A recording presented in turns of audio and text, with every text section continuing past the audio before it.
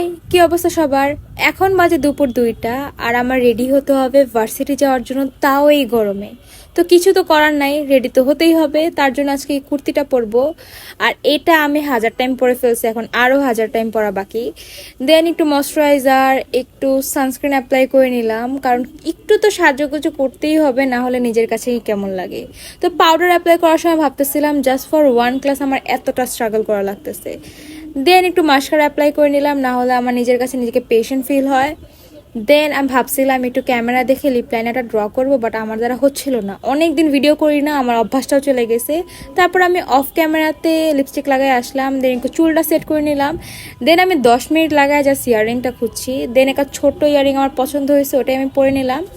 দেন একটা necessary thing যেটা হলো ওয়াচ, এটা পরে নিলাম। দেন ভাবলাম একটু রিং পরা উচিত, তো একটা ছোট্ট রিং নিয়ে নিলাম। আর তারপর এত বড় একটা ব্যাগ যেটা আমি অলওয়েজ ক্যারি করি ভার্সিটিতে। এই তো আমি রেডি।